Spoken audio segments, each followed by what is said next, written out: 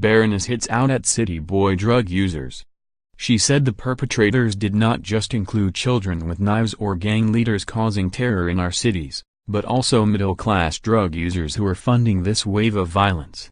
City workers who drink their fair trade coffee out of reusable cups during the week think nothing of the supply chain of the stuff they snort up their noses at the weekend. In my view, they are as guilty as the moped riders, Lady Newlove told peers during a debate on the government's serious violence strategy, which was launched in April to tackle rising gun and knife crime. Lady Newlove, a Tory peer whose husband Gary was murdered by 3 youths in 2007, said social attitudes needed to change to stem the increase in crack cocaine use. The franchising of drug supply across our country has brought violent crime into provincial towns and villages, right into the heart of our countryside. It's a symptom of the rotten supply chain of middle-class drug-taking. Ex-Metropolitan Police Commissioner Lord Hogan-House said the increase in serious violence was linked to drugs crime and called for the appointment of more police officers.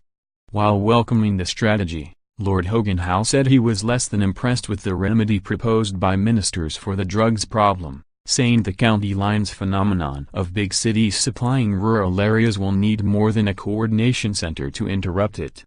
He said too many people were carrying knives and called for an increase in the use of intelligently targeted stop-and-search powers.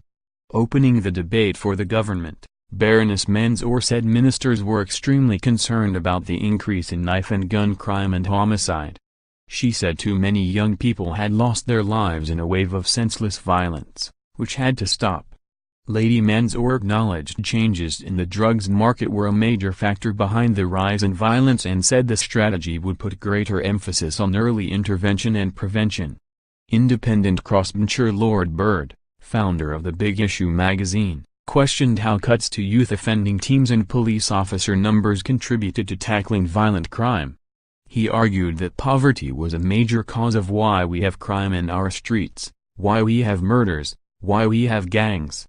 Of those caught up in crime, he said, very rarely do they come from the comfortable classes, they come the discomforted classes, and the discomforted classes are the people who have been shortchanged on the kind of education that they desperately need.